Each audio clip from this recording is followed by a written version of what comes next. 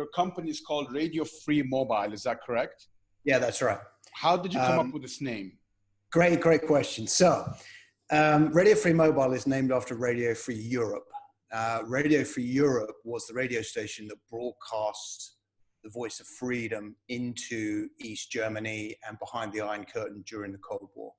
Okay. Obviously Western propaganda, but it was still the voice of freedom. Now, when I was a sell-side analyst, I had not a lot of problems, but a few problems with you can't write that, that's a betting reference. You can't write that, that's going to annoy this client, so on and so forth. And there was quite a lot of oversight to the stuff that I used to write. And I figured that when I went out on my own, I was going to tell my clients exactly what I thought in no uncertain terms.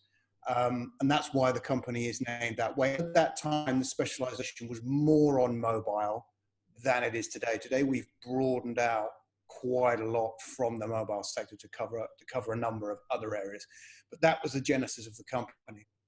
The idea being complete objective and independence. And the mission statement of the company is to entertain as well as inform, because what I found a lot of, I mean, I've been on the buy side, to be on the receiving end of a lot of research, it is deadly dull to read. So we try to make it a little bit more interesting and engaging for the reader, because at the end of the day, if no one wants to read your product, there's not an enormous amount of point in actually writing it in the first place. No, I concur. I mean, I've spent, I guess, 10, 12 years on the buy side, and I cannot tell you how deadly bored I was by getting yet another, with all due respect, Goldman Sachs, the Morgan, whoever. It wasn't any particular bank. And, it's very interesting. It's something you and I kind of touched on last week, but I'm very interested in it. So I found personally that, so I'm someone that doesn't have any particular expertise in tech, but I'm very curious and let's call them an enthusiast. And I obviously invest, I invest also in the sector, both in startups and in public companies.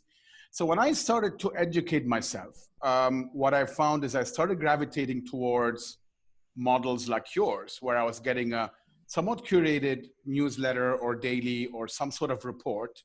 Typically, I had no choice about what I was getting. So I was getting just the point of view of the author.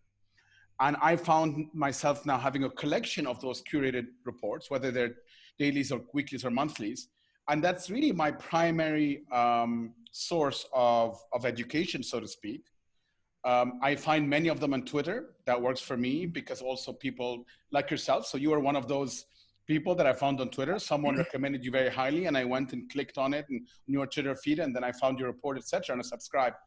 So this model, and I'm sure I'm not the only one doing this. So this model is, I think, becoming more prevalent when you're seeing. I'm talking at the individual level now.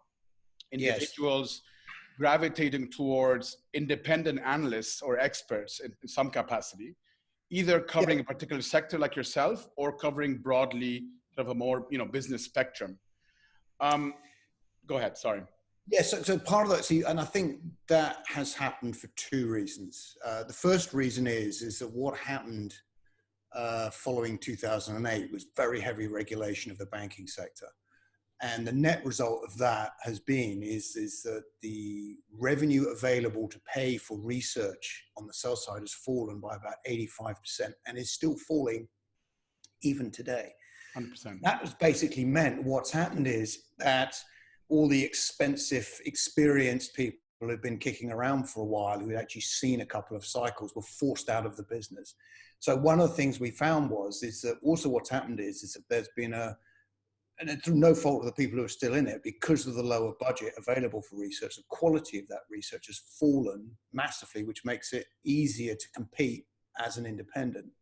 The second thing that's happened is the much wider prevalence of smartphones, digital usage. I mean, if you take the US, for example, I mean, the average person in the US uses his mobile phone for something like 225 minutes a day. That's about 3.5 hours, which is an insane amount of time to spend on your phone.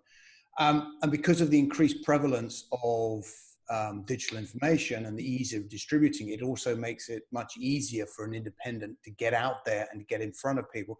And that's those two things together, I think, is actually what's contributed to increasing number of people doing independent research. Now, I followed that exactly what you just said for a while, and I was just sort of a bit interested into the business model before we jump into talking about tech at large. And I see two different models. I mean, there's sort of a B2C model, if you will, which targets people like myself, the Ben Thompsons of the world, Stratechery, and a few others that are very popular. And they seem to be able to make a living off that, where they charge us as a consumer a small monthly fee typically, or an annual fee. And then they have enough subscribers that they're able to make a living out of it. And then there's a second model seemingly, which is a model like yours, if I understand it correctly, which is a bit of a combo. So you have sort of this daily teaser newsletter, which people like myself can receive for free. But then you have a number of tiers, primarily seemingly targeting B2B. So corporations that are at obviously a higher fee, and you offer them many more things with it. So it's like a plus, radio free, plus version. Yes. Why did you decide to go for that model, if I described it correctly? Well, to be honest with you, there was a lot of trial and error that went on in the early days. The downside of the newsletter business model is, and I've toyed with it, I've thought about it, is that you need a serious amount of volume to make, to make it worthwhile. And that is actually very difficult to achieve. And Ben Thompson, he's good, and he's been around a long time doing this, and he's very well known. And there's not that many like him that have made it work. Exactly. It's very, very difficult to make that work. So what I found was my starting point was I was actually selling individual pieces of research. And what I found is that while that was okay, what I was doing is I was selling those research and then sort of doing consultancy on the back of that research. And one thing I found was it was very, very lumpy. So, you could have 1 month that was absolutely fantastic and then nothing for 6 months. There's nothing necessarily wrong with that other than it gives you no visibility. Yeah. So, when someone turns up in month 4 and says, "Yeah, I've been paid for 6 weeks. Do you want a job?" You don't know what to do. Whereas what I went for, and I kind of fell into it by trial and error, is the way it works is the research product, think about it as a big cake. The daily that you've been getting is the icing on that cake, which gives you an indication of how the product thinks, what kind of its opinions are. But if you actually want the cake itself, which is, the real meat and the evidence that sits behind all of these views and opinions that we have, you need to subscribe to the product. And the best way of doing that is basically it's an annual subscription-based product, which is you pay one fee for the year and you get everything for the year, plus an allocation of time dedicated to you for any kind of other project you think. And I do all sorts of things. It's like we do executive teach-ins, we do briefings, we do webinars, we do investment due diligence, we do strategic assessment, we do product roadmap, strategy, all that kind of things that sort of kind of like tied to the research product that people could use to develop their products, their strategy, their thinking, and so on and so forth. And what's the profile of a typical customer that seeks that product? In my case, it's pretty much large cap technology. Globally? Yes, globally. I mean, almost all my revenues come from the United States. The vast majority of my customers have a market capitalization of over $20 billion. And so from that perspective, it's a nice position to be in because that product has a relatively high selling price, which means you don't have to have that many customers in order to make the business model work very well. And do you get any customers that come sort of through the daily newsletter? In other words, it lands in their inbox and then they're like, well, I actually happen to run a large company and now I want your full stack? Yeah, so let me tell you, I mean, the daily is actually, that's exactly what it is. I consider it the 2 hours or so I spend writing the daily every day. I consider that to be like my allocation to marketing. Other than 100%. Which I'm not on the road at all about. But the process is very simple. Is you meet someone, you get introduced to someone, so on and so forth, by someone else. You sit down with them, you meet them, and then you say, would you like to take the daily? And they go, okay, all right, fine. Yeah, fine, have it on the daily, we'll see how we go. Then you come back 4 months later, and the conversation is, oh yeah, we love it. What else you got? What it does, and it basically sets up a good introductory phase from which you can then go and upsell the full research product. I think it's phenomenal, and congratulations. I mean, the reason I love it is to me, at the end of the day, whenever in any business, when you see quality prevailing, and I think the testament to that is people are willing to pay for it, frankly, that's always a great thing. Because as you said, I mean, in back in the day, where all of us grew up on Wall Street, research was bundled as part of the service, and therefore, whether I like it or not, it lands in my inbox. And today, you know, I'd have to take that extra step to have someone like yourself provide me with insight. And the fact that it's working is the best testament, is that whatever insight you have been providing over the years is giving people enough that they want to continue. So honestly, congratulations. I think Thank you very much. I've been, and I'm fascinated by those models that you're seeing now, you know, on Substack and others. And I think it started with, I mean, technology is obviously very big and a very important sector, and it's all pervading, but you're starting to see it in all sorts of other sectors, and people are becoming very creative with their models similar to you. So they're providing their services in various different forms, which I also think is very important. Not everybody wants to read a daily. You might want to have one-on-one bespoke advice, as you said, a webinar, maybe you have a group of other co-workers, etc. So that's brilliant. Now, just to add one more piece to this puzzle, and then we'll move on to your views. You also invest yourself? Yes, not actively, I have to admit, but I take long-term strategic positions. Yes. Okay. And I have not subscribed for long enough to see this. I love you usually, I mean, and lately it's been more sort of saying I would not own this. We'll talk about this in a minute, but when you do own something, do you actually, announce it, or do you keep those sort of private in terms of where you invest? Some do both. It's no big secret. Okay. If I actually own something, I will write it down. Okay. To be honest, what I haven't done much of at all is direct investing. You know, actually buying the direct equities themselves. It's been more where I've actually taken big investment decisions for my own portfolios. It's been much more around the actual asset allocation of where it goes. You make big asset allocation calls, and then you invest. And you invest what, through ETFs typically? Kind of as some's been in ETFs, others has been good performing funds, and so on and so forth. Okay, so not too many direct positions. No, very few, in fact. Okay, which brings us to one elephant in the room that we spoke about the other day, which was Amazon. We'll start with that. That's always fun. And you mentioned to me that there was a period of about a week when COVID really, whether it's in March, I think, or 10 days, something like that, when you would have owned. I'm sorry. Yeah, it's about 2 weeks, I think. 2 weeks. Okay. Well, I'm being harsh. There was a period of 2 weeks where you would have owned Amazon before it went back to where it is now. That's right. Let's sort of unpack a little bit, and we're going to talk about a few companies that I think will be fun.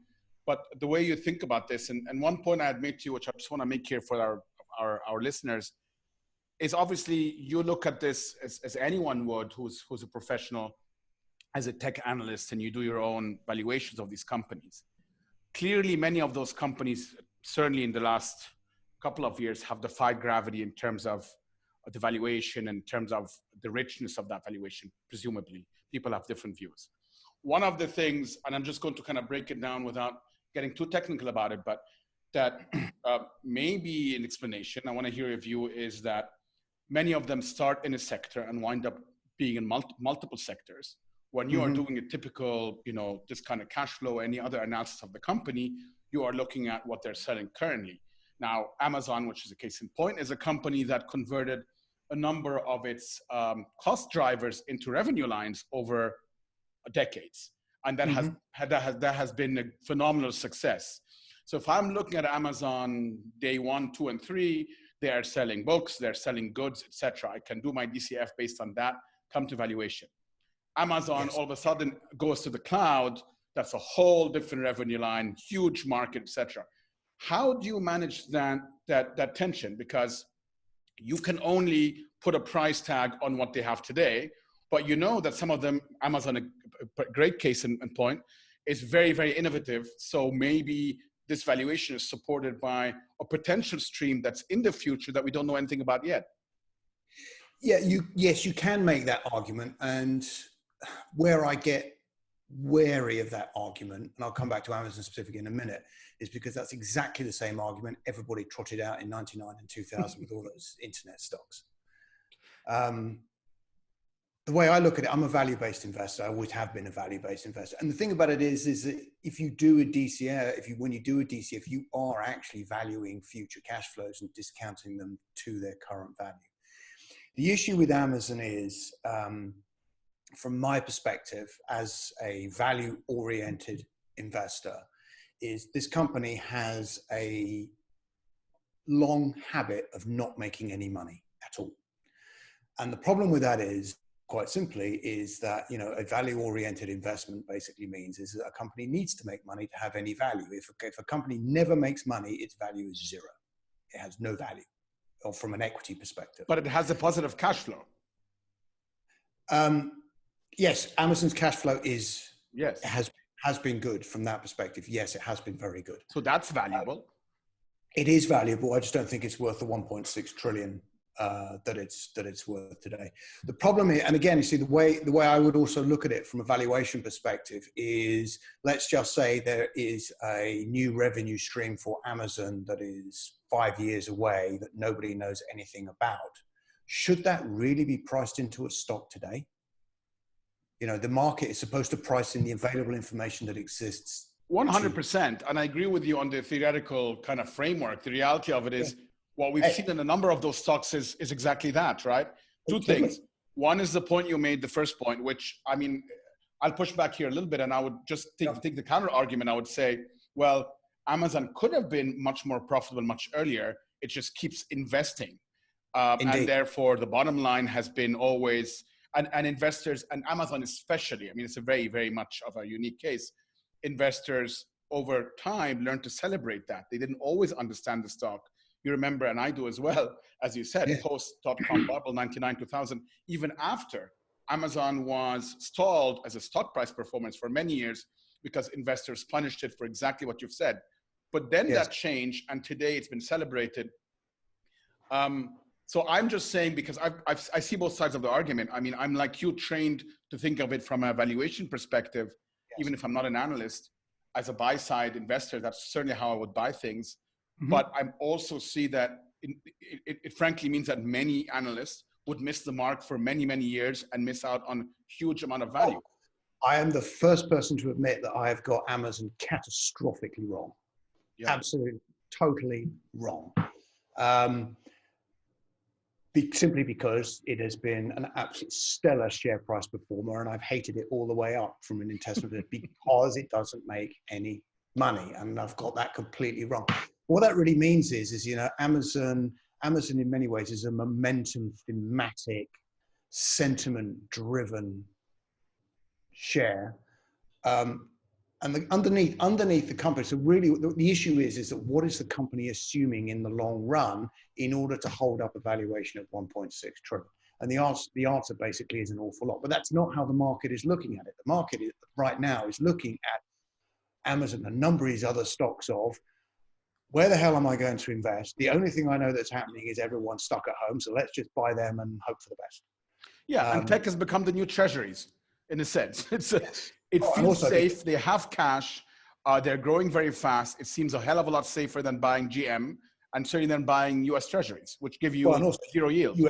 U.S. treasuries are not yielding you anything at all. Exactly. Worth anything. So the flight to quality has moved to tech, and that's part of the explanation. Yes, and that's from a sentiment perspective. I can totally get behind that, but when also a flight to quality is also supposed to mean is there's a lot of fundamentals down there that basically means if things go catastrophically wrong, that the share price won't collapse. Now, if things do go catastrophically wrong at Netflix, for example, or Tesla, the share price will collapse. So it's more about, I think personally, it's more about a sentiment, one-way driven. It's a one-way trade, if you like, on the stay-at-home. This is the only place we could think of that actually is going to grow revenues through the pandemic, because economic visibility right now is absolute zero. Rather than you could actually make a fundamental argument that this is a flight to a safe haven, so to speak. Yes, it's fascinating to me because as I said, I see both sides of the argument, and I myself, depending on the name on the stock, can go either way. The exactly case you just met, someone like Scott Galloway, who's not a research analyst, but obviously has views and sort of is a marketing professor, if you will. When he spoke about Amazon, I think a couple of months ago on his podcast, and he was saying, well, wait till they go into government because they've built that massive fulfillment and logistics behemoth. And now, you know, if you're looking at vaccinations, things like that, why wouldn't Amazon do that? And then he looks at the size of the government market and you get a big T ahead of it. And then people are like, oh my God, well, if they get just 1% of that. So that's the conversation, similar conversation with Apple and health, you know, watches are just to start. And if they tackle even 2% of the healthcare market, and those are very, I agree with you, very difficult conversations because you're purely speculating. Totally. And I wouldn't disagree with that. I mean, you know, for me, the most interesting one for Amazon is grocery. That's the big one. It's a $4 trillion market in the United States. Well, they're in it already. And they're in it already. Now, it's interesting to see. I actually view the Whole Foods acquisition as Amazon bought a customer. Interesting. Because the problem you have with grocery, because when you sell non-perishables, like Amazon was doing before, they can sit in the warehouse for a few weeks, no big deal. The problem you have when you start selling groceries, you've got to shift it within a certain period of time. So how can you manage to hang on to a certain number of, you have to have a certain range of products available at any one point in time. How can you manage the risk of the stuff perishing? What you do is you buy Whole Foods, because you know what that gives you. It gives you a guaranteed amount of turnover all of the time so that you could then start to look at being much, much more aggressive in terms of coming into the online grocery business. Quite frankly, you know, the pandemic has accelerated that significantly. It's fascinating. I mean, I'll just share a personal anecdote, which just tells you something about Amazon. In 99/2000, I worked for a .com company called Cosmo.com. And Cosmo with a Z. And Cosmo.com, well, I mean, started as a DVD delivery model, but then was delivering everything under an hour. So they were solving the last mile.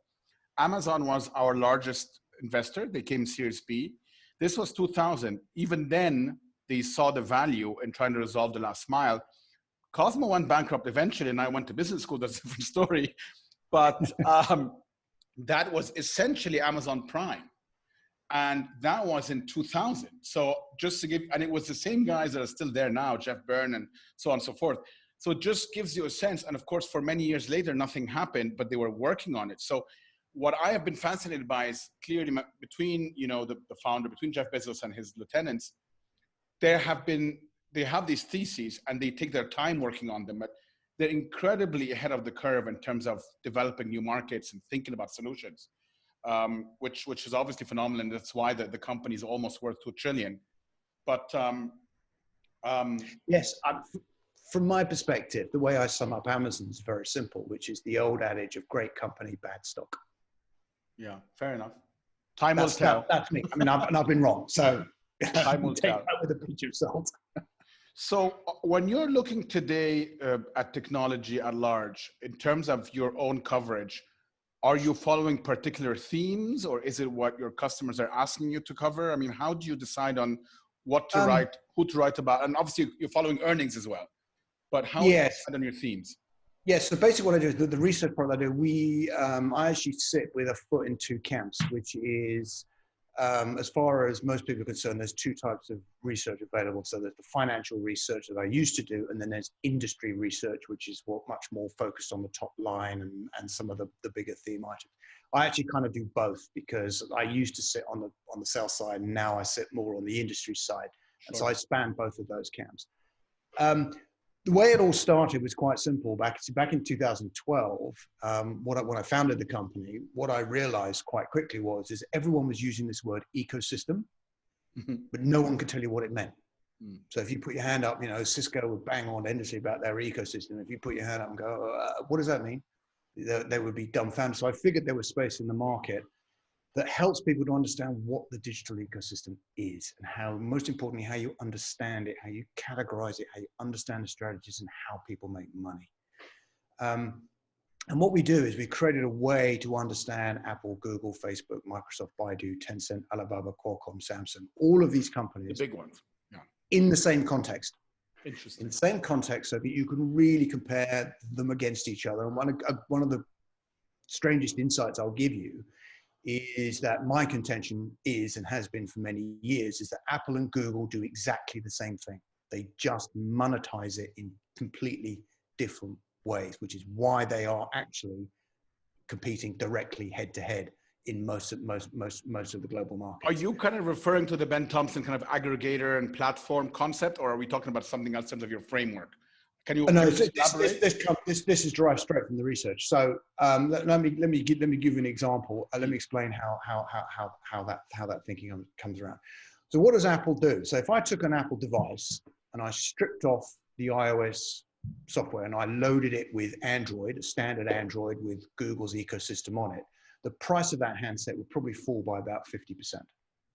Okay, so what is the 50% extra price going towards? It's going towards people paying for access to the Apple ecosystem. When we mean ecosystem, the ecosystem is a digital experience that holds together all of the experiences that people use to live their digital lives. And they're curating it as well.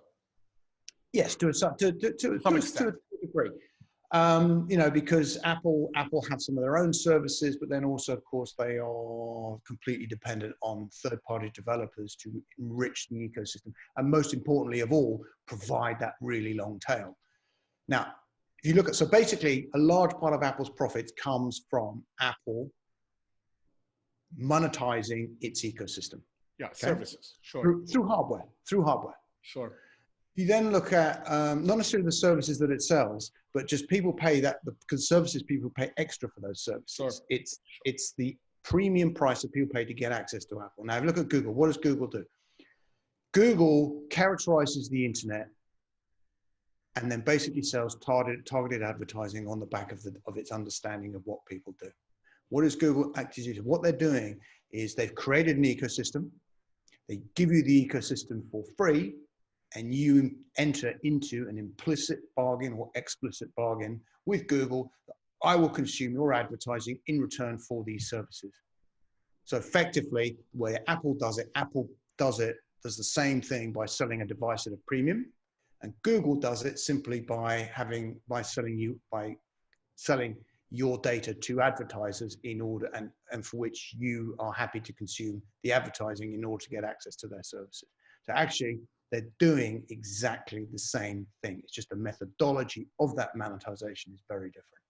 So 2 questions here. Question number 1, in terms of Google, as consumer behavior shifts and many of us no longer go to that search box as a first step, and perhaps go to Instagram, perhaps go to Facebook, Amazon even, would that hurt Google over time because you're no longer kind of that first entry point?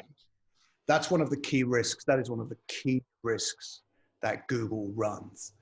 Now, and a lot of this comes down to, and then now you start to come close to another subject that we do in great detail, which is artificial intelligence. And again, we started doing artificial intelligence in 2016, and we started it because everyone was talking about it, but no one could tell you what it was. So we did this, we rinse and repeat the same strategy, so to speak, that we did with the ecosystem.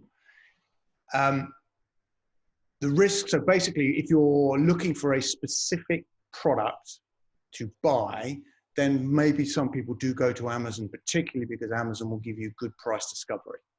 Sure. However, where Amazon is really, what Google is very, very good at is working out what it was you were really looking for based on what you typed. True. And I'll give you a very good example. In Arabic,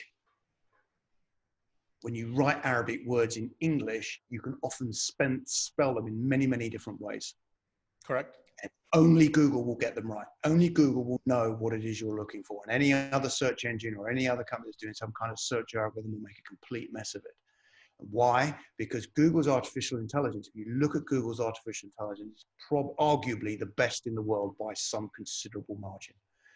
And that is why people, and you know, they just did report a down quarter last month, but that's largely because digital advertising in general across the board has taken a hit due to the economic impact of the pandemic.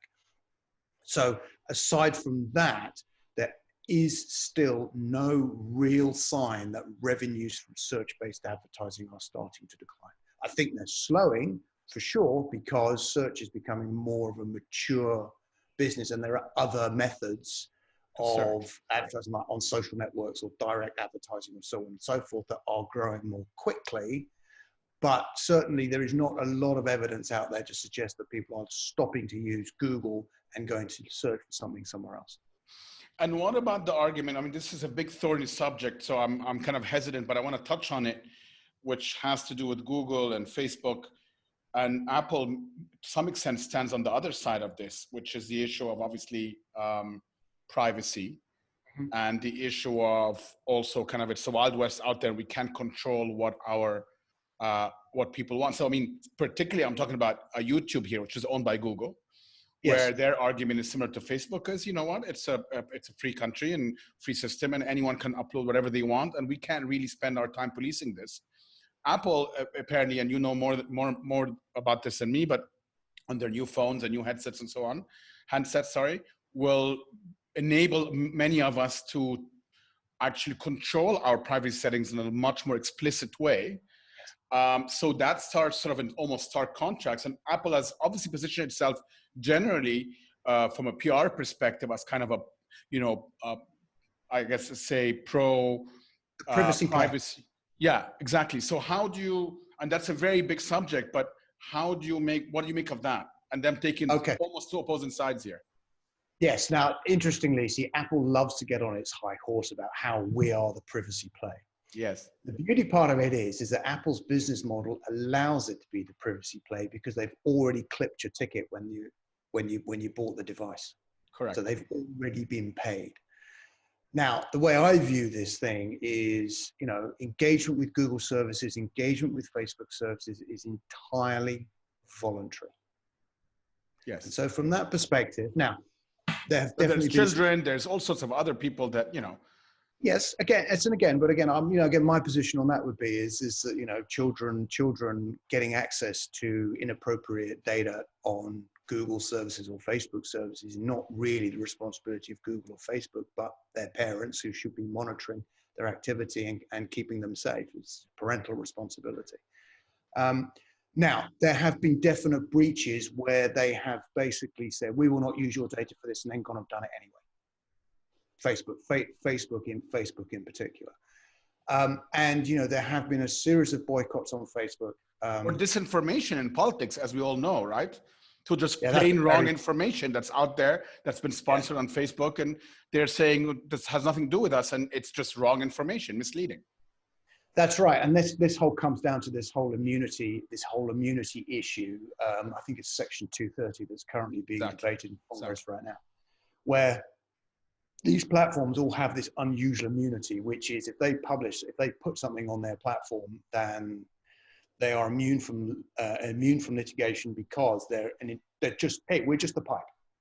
We're not responsible for it. We're just the pipe. So we're letting everybody publishing equally. Whereas a newspaper has an opinion and they have editorial control. So consequently, they are responsible for stuff that they publish, and they don't have that immunity.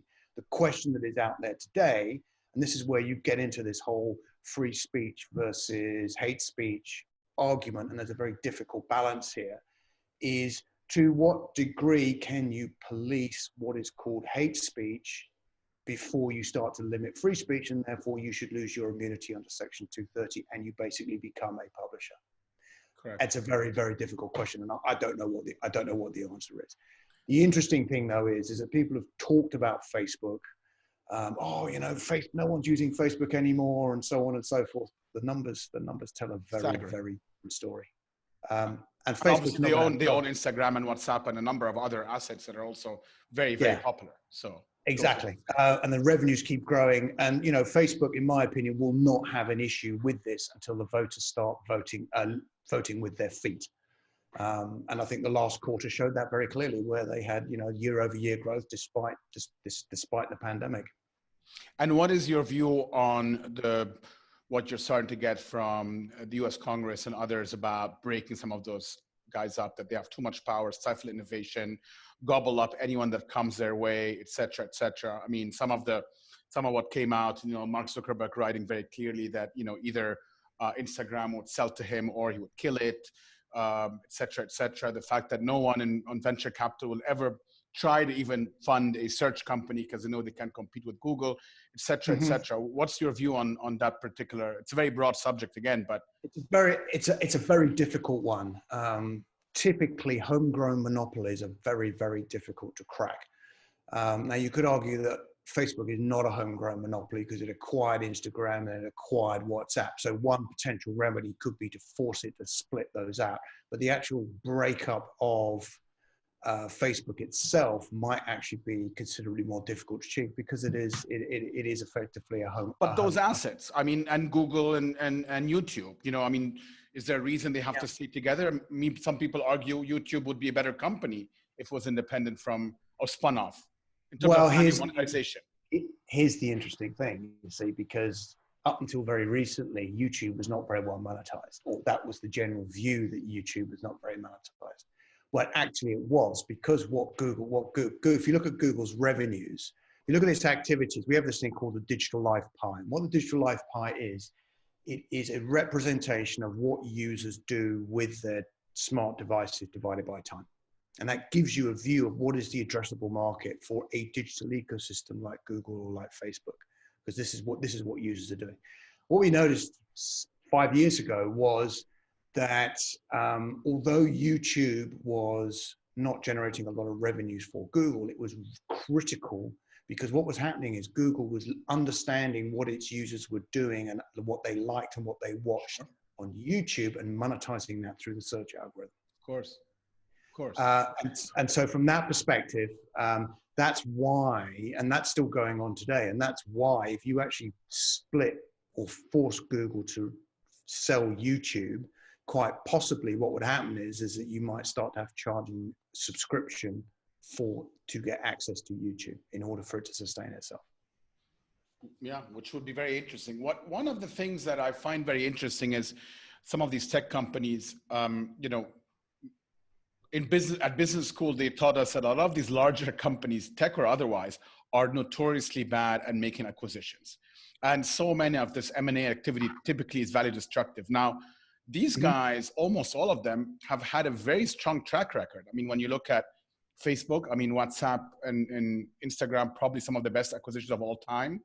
YouTube, similar, excellent acquisition, both in terms of, and that brings me to a topic that you wrote about today, Microsoft. I mean, Microsoft, again, I mean, I was reminded the other day by reading something on Twitter that they, had owned a piece of Apple very early on that they sold very quickly, which would have been a staggering value today. But they also held on to Facebook stock for about 10 years and made 10x on their investment. Now, Microsoft is obviously in the news because of TikTok. Walk us through your thinking about what's happening here. A little bit about your views on TikTok as a standalone company or as part of ByteDance, and then what the rationale for Microsoft is. Because as you rightfully said in your piece, Microsoft has largely been outside of the consumer-facing business, maybe the exception of Xbox and a few others. It's not consumer-facing, sorry. I know what you mean. Yeah. You know what I mean? Yeah. So the one thing I would say generally about acquisitions, though, is certainly with these large tech companies, you never get to really hear about the turkeys. So believe you me, Google has done plenty of turkeys. So putting that aside, fair point. Probably not as big. Yeah, you're probably right. We probably hear more about the winners. Because many of them are smaller companies or undisclosed or whatever. Fair enough. Yeah, unknown. Even there are several instances where Google has flushed billions of dollars down the drain. So yeah, that's actually. So coming to TikTok. So what is TikTok? So basically, what it is a music-oriented short video service. Sure. TikTok was created by the acquisition by ByteDance of a company called Musical.ly. I think it had about 100 million users at the time.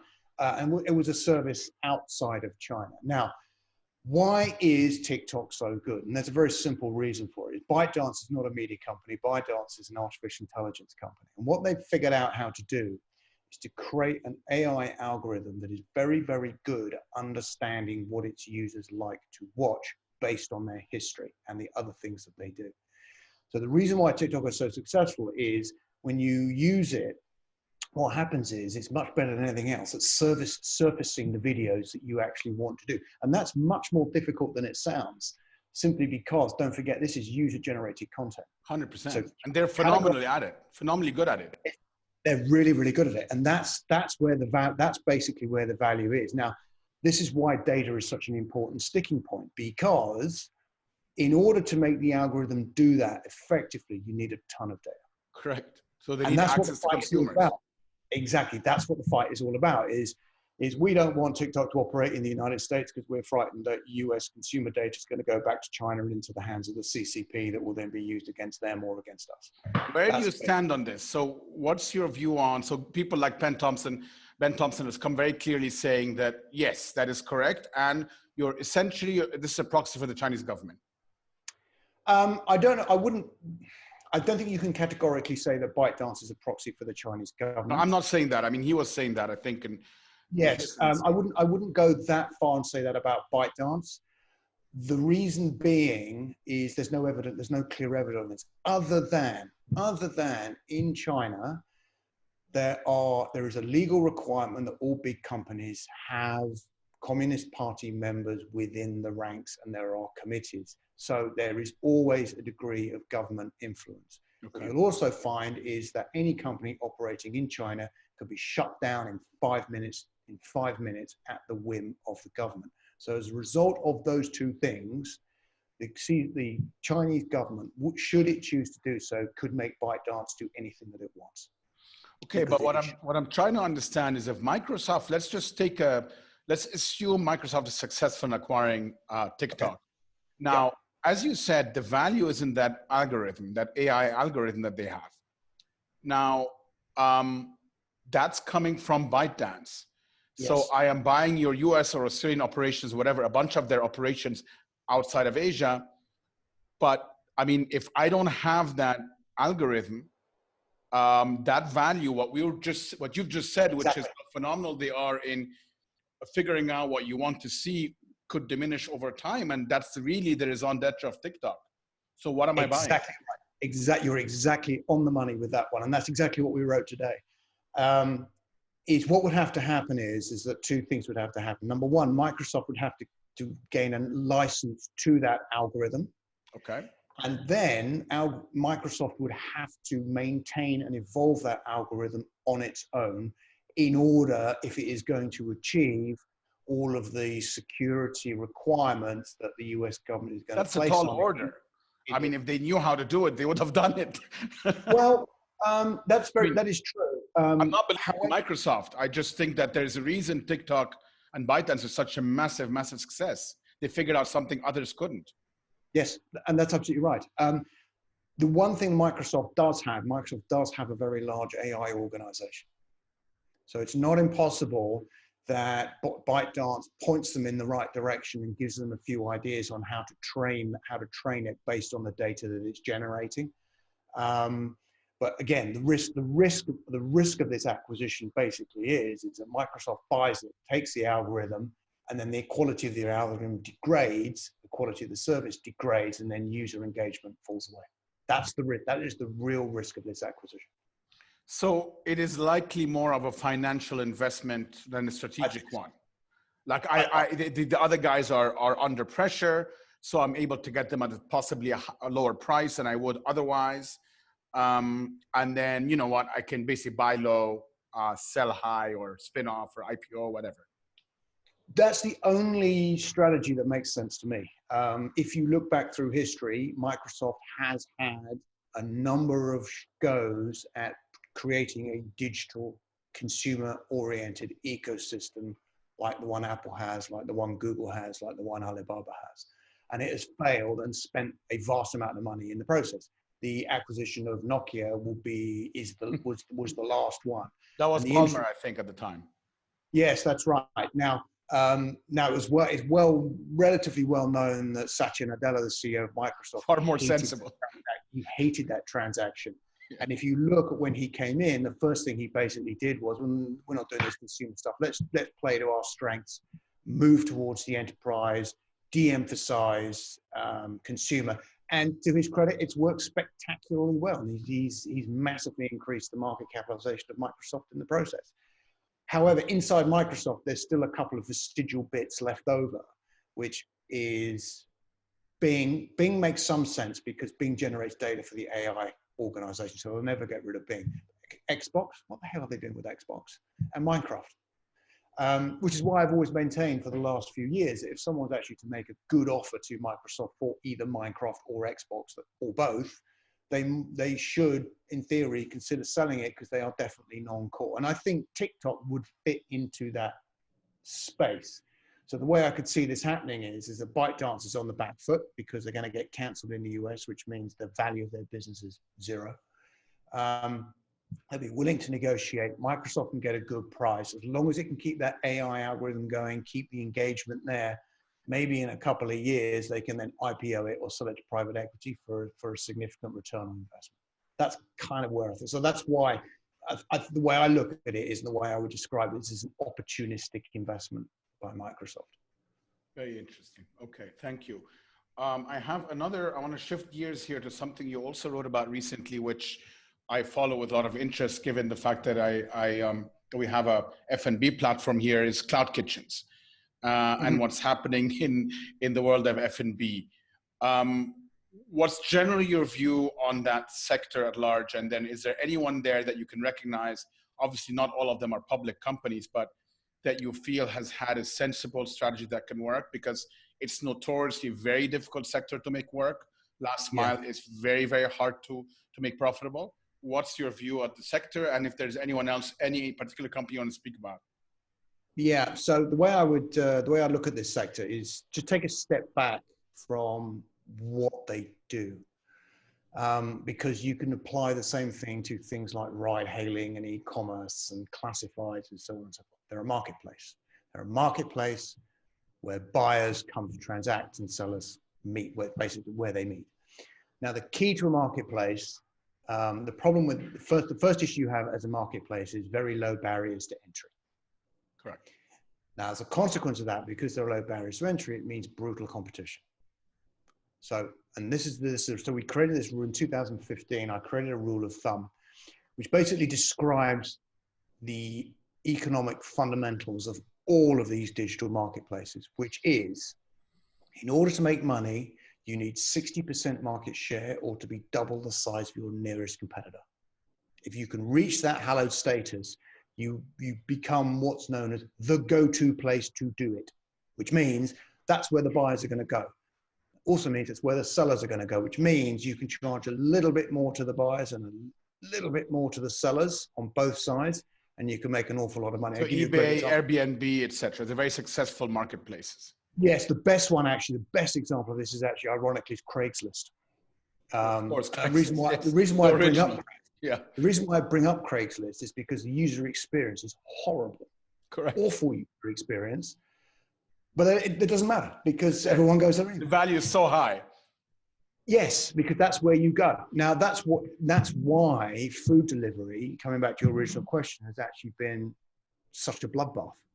Is because what's going on now, you've got so many players all fighting each other with no one being able to really get a big advantage. And that's why, you know, the recent transaction Uber Eats was going to go through, that would actually give them a significant position. So that's really what you're looking for, is you're looking for a company, or you're looking for one of the providers that has the prospects to get to that 60% share or double the size of the nearest competitor in order to actually make some money. Other than that, you're basically looking at a race to the bottom and a complete bloodbath, quite frankly. And yeah, you see it ride hailing too. Yeah, and it's difficult because you have also regulations, right? Because a lot of these guys are becoming, as you said, Uber Eats tried. Amazon tried with Deliveroo in the UK, and I think it finally passed with COVID, or maybe just before, because Deliveroo was probably suffering. I'm guessing it's a private company. but it's not, I agree with you. You need to get to that scale. And it's unclear whether the regulators will allow that scale. Hence, you could have a bloodbath for a very long time. And I must say, I don't really understand what the regulator's objection is to it, to be frank. Quite simply because if you create an effective monopoly and they start charging too high a price, you're just stimulating competition. Someone else can start. Oh no, we can come in at a lower price, and it's not as if even if you're a monopoly that you can't come in and compete if the monopolist starts to get. It's not like Microsoft had this lock on the operating system on a PC, or Apple's lock on the iOS ecosystem. These are real big barriers, but something like this, the barriers still remain very low. Yeah, I agree with you. I would imagine though, and running our own restaurant, we've had this experience. Is what happened with COVID didn't help, where many restaurants which employ a lot of people were suffering, and they felt that the aggregators, instead of, understandably so, and the aggregators have a business model they have to defend, but were not lowering their commissions. And they were the only game in town. So a restaurant that used to depend on delivery as 10% of revenue, all of a sudden its entire revenue base is dependent on delivery. They don't have their own distribution direct channel, D2C. They go through Deliveroo, Uber Eats, etc. And those guys were still charging 30, in some case 35, let's say between 20 and 35%. I think that created a big backlash. And I agree with you. It's not necessarily a regulatory issue, but probably, I'm guessing again, put a really bad taste in people's mouths in terms of that they are strong arming smaller businesses. That probably didn't help. No, I'm sure it didn't help. Although, you could equally say is if they're charging 40%, arguably, the small businesses should club together and create their own. Well, I think I understand it's difficult to do that, but that's arguably where it would go, right? I think they are, and there are a number of attempts to do that. But as you well know, in a marketplace, the supply was always on these platforms. And for all of us, I mean, I know perfectly well how to go to my own restaurant and click on one button on our Instagram feed and order directly. And yet I find myself going to Deliveroo because the user experience is so, automatic.